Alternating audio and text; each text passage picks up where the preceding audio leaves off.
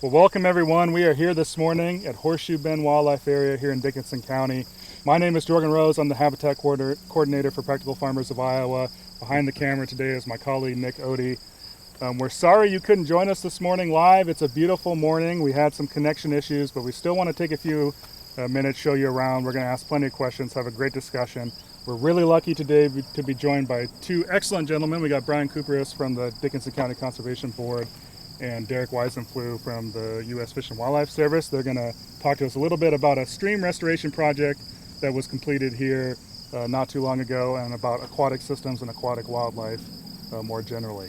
So I think to start, Brian, you want to introduce yourself a little bit and introduce the Dickinson County Conservation Board? Sure. Yeah, I'm, like Jorgen said, Brian, Natural Resource Manager here at the Dickinson County Conservation Board.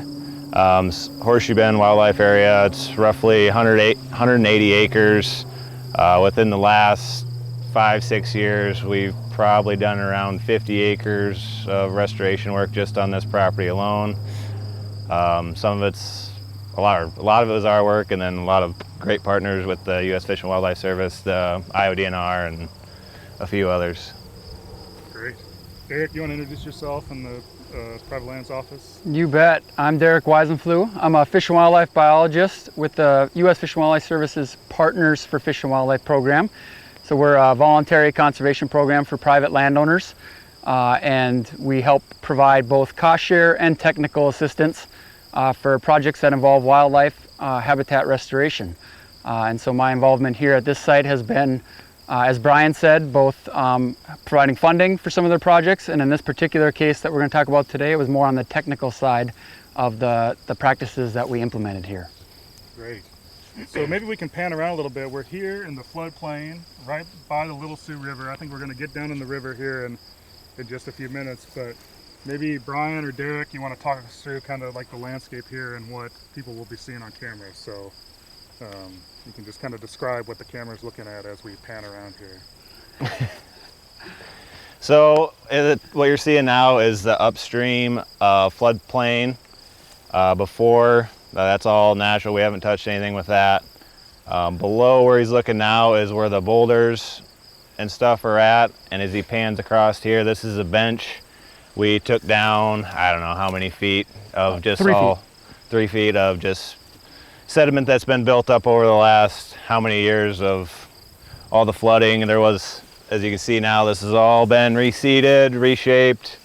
I think we took around about 150 trees just off this mowed area for the excavation and the, not necessarily leveling, but the benching part of it.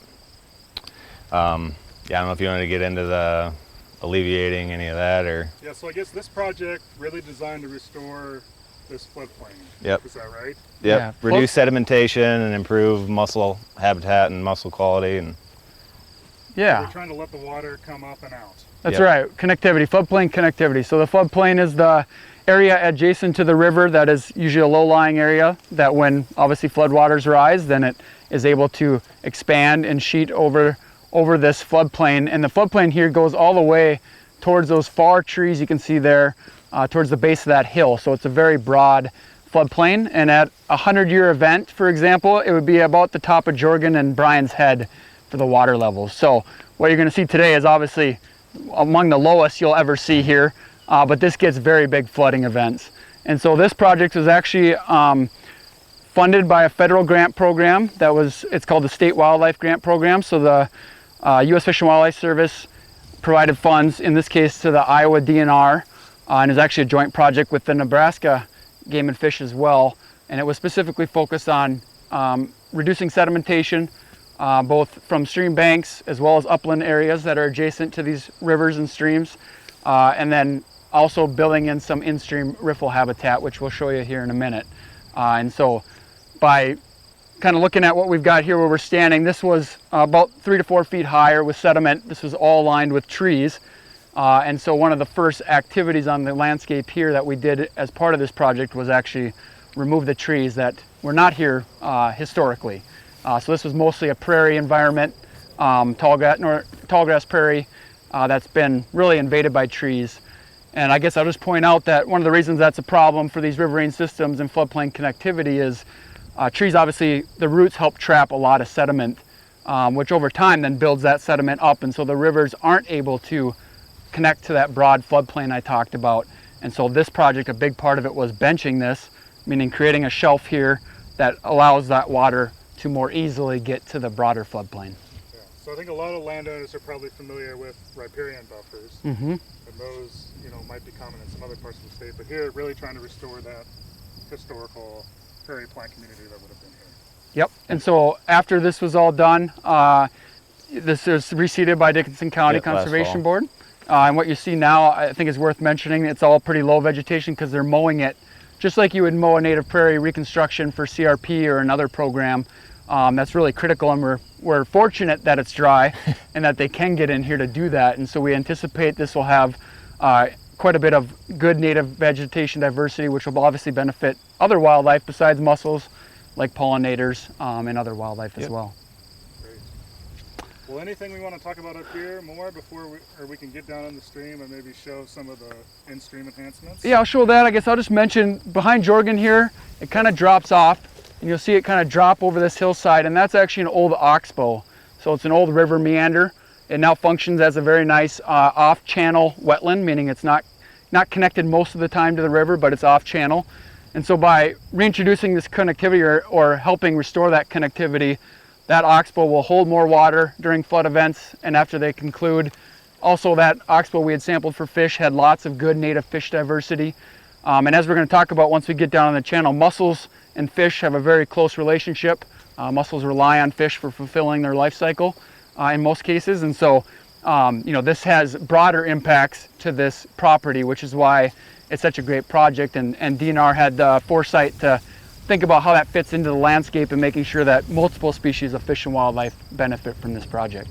So. And then just one other little thing, another side benefit of this is we've got a nice oak savanna here on the other side, as you can see, when this bank was up so high before we did the benching part of it, that side of the bank would get so much energy from the river being 3-4 feet higher, and it was slamming up against that bank, and as you can see, it was starting to erode that bank, and we're starting to lose some of our oak trees. So that was just another added benefit of this project. So by letting the water go this way, you actually kind of create a relief valve that reduces your erosion on that side. Yeah, that's correct. And then on top of that, and it's probably a more negligible effect, the boulders, we're going to see roughness in the stream channel, so that diversity of slowing water down and causing some turbulence actually slows it from slamming into this corner as well during just normal kind of bankful events.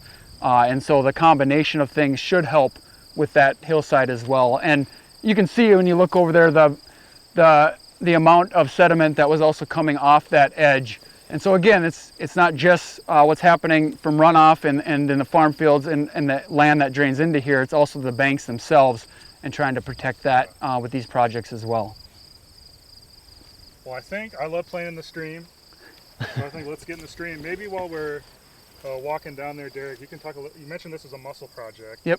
The life cycle of mussels fascinates me, so maybe you can talk about the life cycle of mussels and why some of these habitat things are important generally. You bet. Let's just go down here where we can kind of get to the edge. One thing to maybe point out, you'll see a lot of this along the bank. This is smartweed, so it's a native, very good, actually waterfowl food as well as pollinator plant. So this has all been seeded. The edge is taller. It's probably worth mentioning because it hasn't been mowed, because we want that protection. We want those plants to grow here in case we do get some rain. But it's got lots of native diversity mixed in.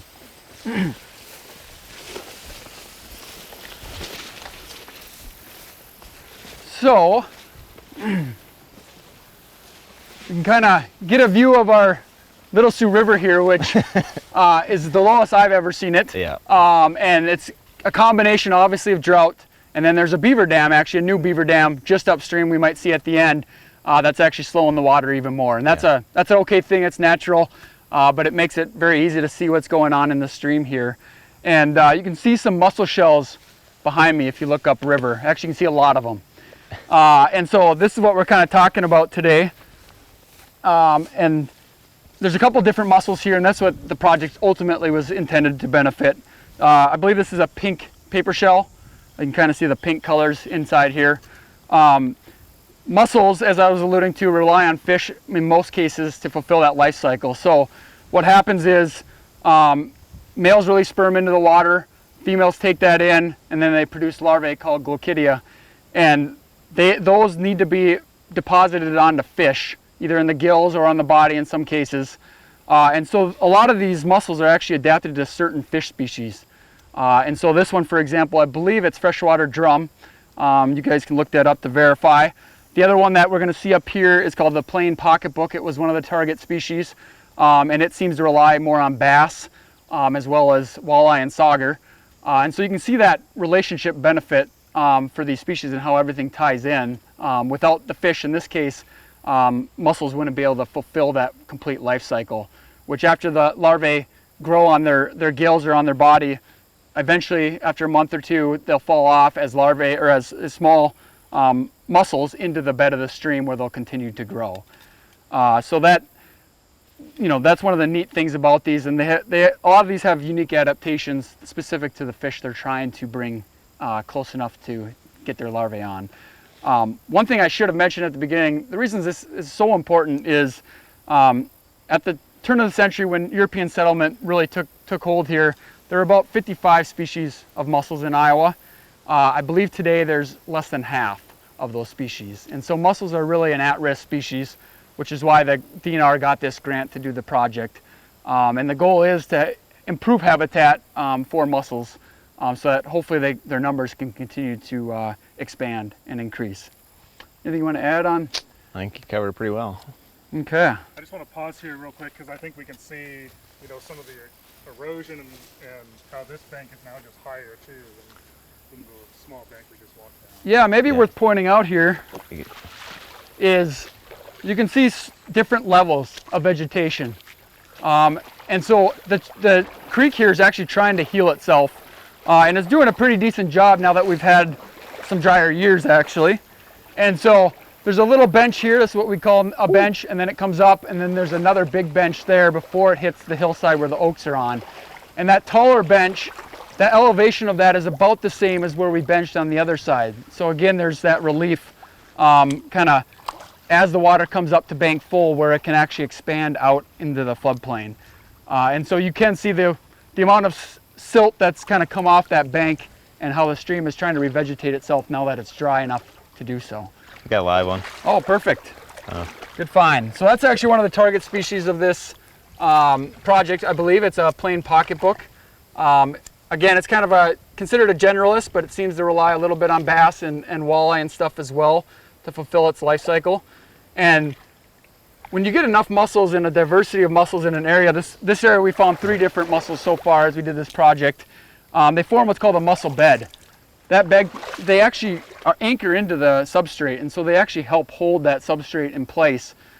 So you'll hear a lot of maybe useful terms to kind of think about the benefits of mussels. Liver of the river, they help clean rivers. They pull stuff out to consume it, and that helps clarify the water and also helps deposit their waste so that other animals can use it.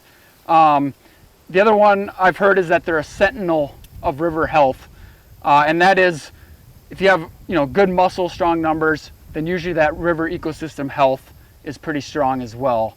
And so because of that relationship with fish, and therefore the fish then have a relationship with other wildlife that depend on them, it's a link effect. So should we continue on? Yeah, I think let's walk upstream a little bit. So maybe as you notice upstream, you'll see a lot of shells on the edge. Maybe worth mentioning that's because there's a lot of predators that rely on these for food. Number one in this area is going to be raccoon. I see a lot of raccoon tracks. A lot of raccoon tracks. Muskrats will eat these. Otters. I found big piles of otter shells where they've compiled them. Again, natural thing. Certainly mussels right now are far more susceptible than they would be during high water times. Right. So the other thing maybe worth mentioning again is that connectedness. Trees are usually better for like raccoons, for example. Sure. And so if this was more of a prairie environment, there would probably also be a little less of a coon population. Pretty less predation. To predate on these. So just again, worth mentioning that connection. Here you can see a mussel alive that's actually using its foot to move through the water.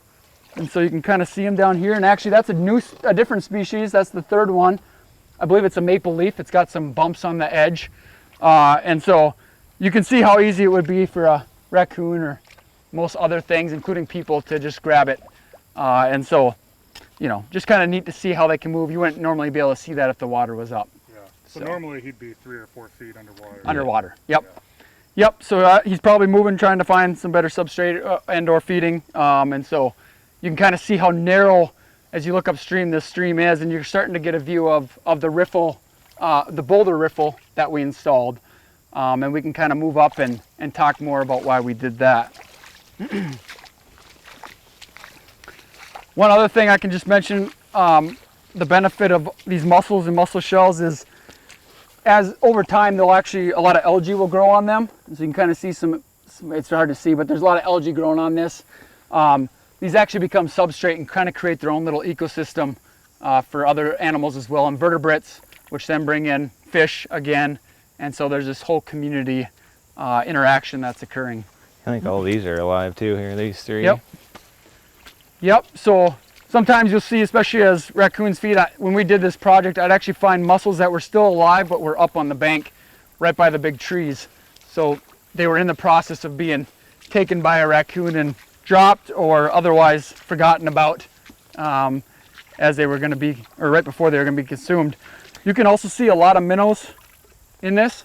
So while it's too shallow right now, in most cases for larger predatory fish, it actually has, I mean, there's thousands of minnows here, which would probably be a variety of species. It's hard to say without catching them. But again, this stream is always supporting life with this water that's in there. And it's just different times favor different types of animals and different individuals.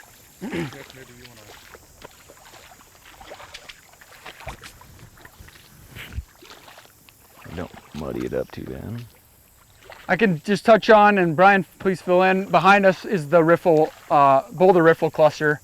So this was, it has a couple of different benefits. I mentioned that it creates a roughness in the channel, which helps slow water, at least during those first couple feet of flooding events. But as we get there, you'll see around them, there's these different pockets of deeper and shallower water, which obviously bring in different types of fish, which then the mussels have that access to those fish to, again, deposit the larvae on and kind of complete that life cycle. And so way up around where you can see there's a bend, and there's a number of boulders in this overall reach here.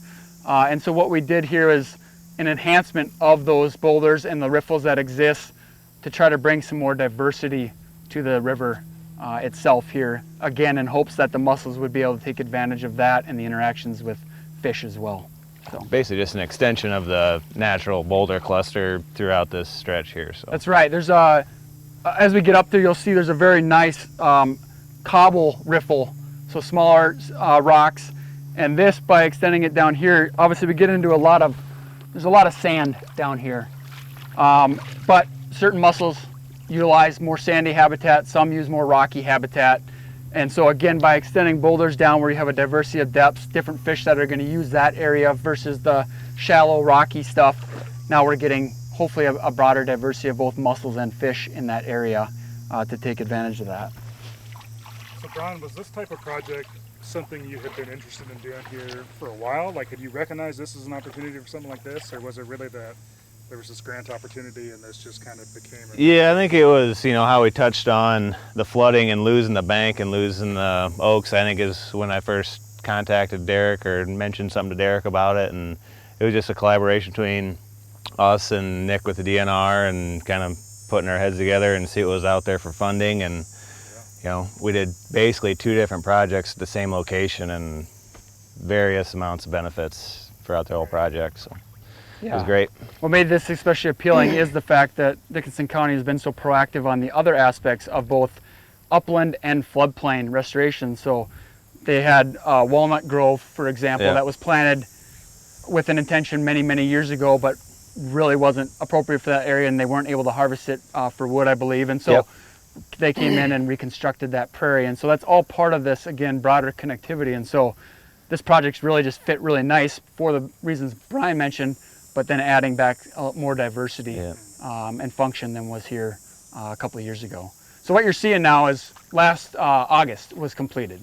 Yeah. So it's a year old, Yeah. essentially. So. And it's been pretty dry since then. Hasn't flooded to bank full at all since then. In fact, Brian, you can say, but I think just above the rocks, maybe? Yeah, it was maybe, I mean, at the highest since it's been completed is maybe 6 inches above the rocks. And that was for a very brief time, which I'd rather have the vegetation get established, let the seed do its thing, emerge before, because we were all worried. First spring after the project's completed, a big flooding event come wash out all the boulders before they kind of get better anchored in. I don't know, Darrick can maybe talk on that more. It was specifically, excuse me, placed to match or mimic the natural boulder clusters upstream. And if we had to dig them in, and they were measured, and we had them flagged, and all the elevations at each one of the top of the rocks are clusters. Yep. So yeah, if we would have had a big flooding event, that could have changed that very well before. You can see the kind of the sedimentation in behind them, and even anchored them in even better. Again, another floodplain or flooding event could have washed all our seed away before, started to root in or emerge or whatever. So it's been dry, but we've been. I mean, I'd rather take a dry year than a flood after a completed project like this. Right. Yeah, this project is probably worth noting. Little group of mussels right there. This project actually, so it was completed last year, but it actually started in the site visit, surveying, design, permitting phase 2 years before that, so 3 years ago plus. And then because we were so wet before last year, we couldn't actually do the project for a year as well. And so normally the risk in the floodplain is it's going to be too wet, either to do the project in the first place or to get veg established afterwards. And one thing Brian and the team did here, which is really beneficial, is this whole bank that you see with the tall vegetation and all the good flowers and grasses growing, that was actually hydroseeded.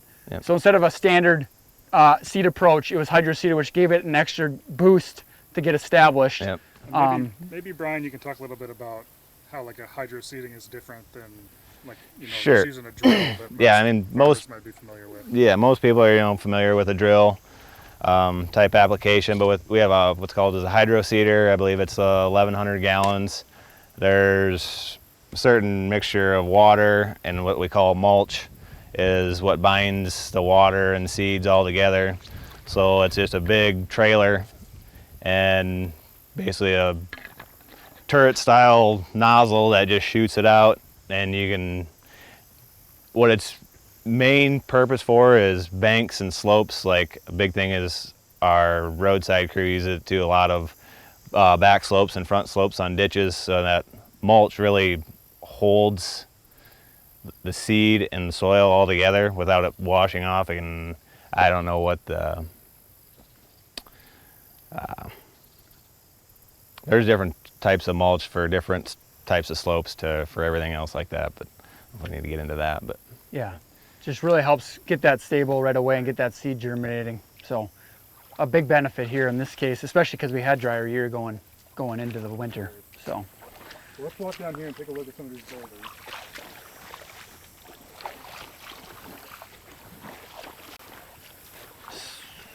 So in this stretch, there's I think 20 boulders scattered throughout. And again, the river being extremely low, you can see still, however, the different depths that occur around these boulders. And as water, water interacts with the boulders, it's going to do different. It's going to have different erosive properties, and this is going to change probably based on every rain event that we get, which keeps things dynamic. But it also creates these different microenvironments for both the fish and the mussels, etc. Probably also helps raccoons have a place to hang out and chill as well. But these boulders on average are 3 to 4 feet in diameter. They're buried as much below ground, so about 50% buried as they are exposed here. So they are big boulders. It is field stone, so it's the natural stone from the area, which was intentional. And it does, again, align with much of the boulders you're going to see upstream if you were to float this reach as well. So how do you source a boulder like this? And then maybe, Brian, you want to talk about how you got them down in Sure. here.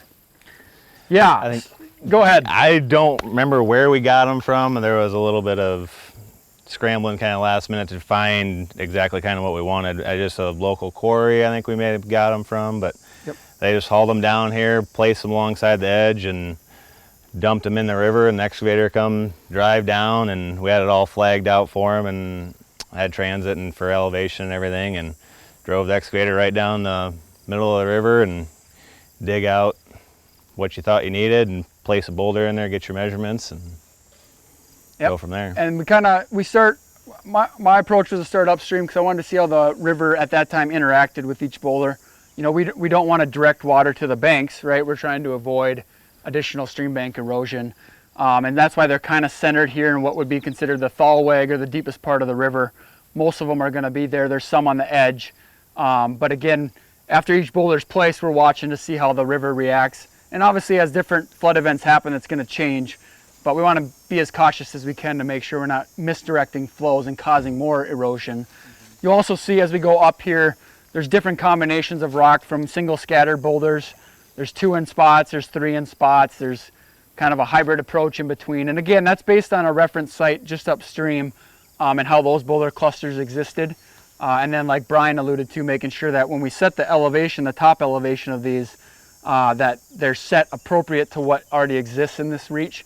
We want to make sure that they don't get buried with sediment over time to the best we can, but we also want to make sure you know, they're not going to easily be rolled by big flows, because they're not down in the river bottom as well as they should be either. So there's a lot of measurements that go into something like this. And so you've mentioned a couple times, you know, there's a natural site that still exists upstream, Yep. and you're trying to mimic that.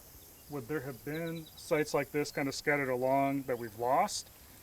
I think in big flood events, you know, taking some of these down, or more than likely it's less of the taking them down and it's more of the burying them under different sediments. So this area here, these edges have a lot of sand and gravel to them. And that's partly a natural process, but it's also amplified, especially when water can't get to the full floodplain. It focuses that flow. So then you get more sand and gravel, which sand especially has a tendency over time to potentially fill in and completely, you know, bury boulders. So my guess is we've lost more that way. But there is, if you take this reach of Horseshoe Bend, which is a giant bend in the river here of the Little Sioux River, you'll see scattered boulders all over. There's a lot of buried boulders among those as well. But you know, you won't see anything quite like this where they're all concentrated in one particular reach. And I suspect we get big enough flows, some of these are going to shift somewhat, and some, you know, may even become embedded. But hopefully there was just enough gravel substrate here that we won't completely lose them to the sand over time. So. And just another aspect of the elevation to the top of the boulders, we want to be conscious of kayakers and just people using the river just for their own use too. So I guess just as a side note, if there's, since we're not live, if there'd be a possible question or whatever. Yeah, might add a little fun for normal flow times, but obviously there's risks too, and that's why you got to be careful anytime you're going down the river. But now with this being a new spot, you know, should definitely be aware, but we did take that into consideration.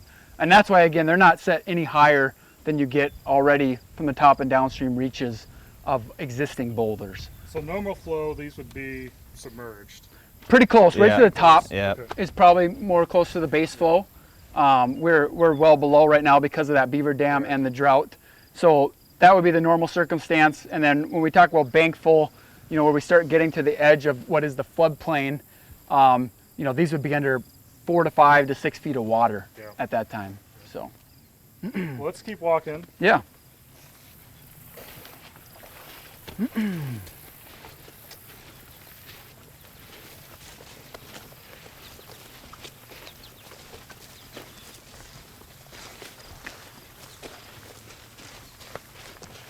So here's one of those kind of alternative structures you were talking about in terms of the boulder placement. Yeah, you can see there's a clump distribution here, 3 boulders. This is actually identical to what we saw upstream with the particular reference rocks that we were looking at, as well as the scattered ones. And there's space, you know, again, varying distances between the boulders, but based on how the flow at that normal base flow would function with the rocks. And if you were to come up here, you know, you'll be able to see that there's quite a bit of different depth. Right now, most of the stream itself is about 2 inches deep. Where we have boulders, we have over a foot to the bottom here, and probably a little under that if you get going. So again, that's that diversity component. And just by having different configurations of boulder, we're increasing that diversity of depths, as well as interactions again with fish and how they're using it, and mussels, how they're using these habitats, etc. And here again, you can see quite a bit of gravel mixed in. So for boulders, we had to make sure there was some gravel substrate here so that we don't lose them again to sand. And this particular reach had that. So we're looking at, we do the site visit trying to figure out if this fits. We're looking at a lot of different variables. And I'd say it's maybe a little more complex than most individual folks would want to tackle. Right. And I should probably also mention this is all permitted because it is in a regulated waterway. So to do all this work, we had to also, like I said, jump through those hoops and make sure that we were not going to cause more harm than good we were doing. Yeah. So Brian, this is clearly a pretty big undertaking, recently completed. What's kind of the next step here? Just as far as this project? Or other projects nearby? Just some general monitoring as far as the boulders go, I would say.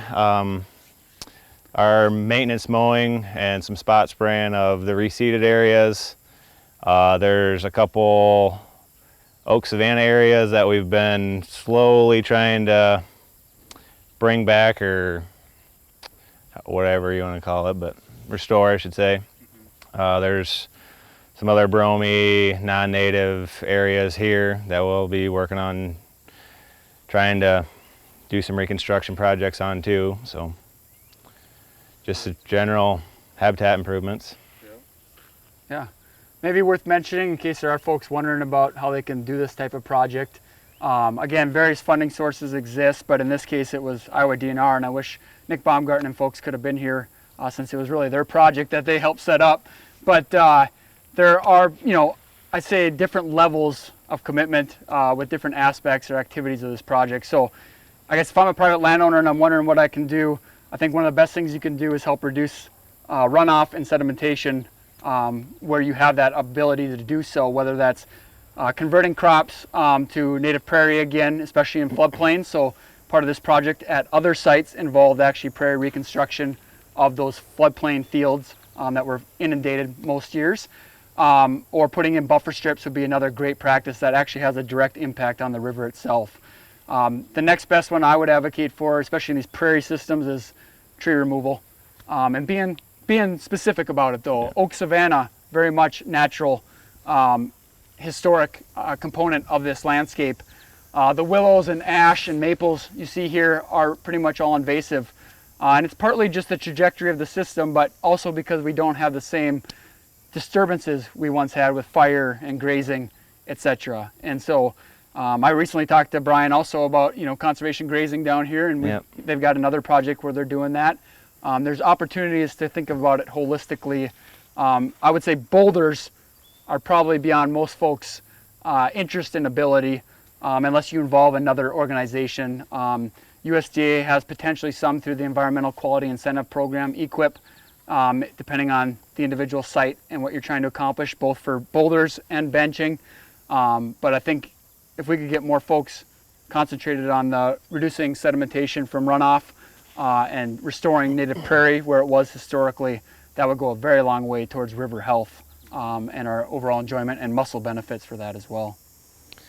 And then if they're looking to do their own deal and do get grants, there is some cost share in-kind match. Say for us, there's a certain percentage of the bill that was basically taken off because of the tree removal, and then the seeding and the maintenance mowing and all that is in-kind cost share, part of the grant too. So even private landowners, time and labor is matched. For our program, the Partners Program, we always count the in-kind, so that farmers own labor. So cutting trees, like Brian said, or mowing, establishment mowings, those would all count. And I think most programs that you'll encounter are that way, where there's going to be some cost share required, but it doesn't always have to be cash.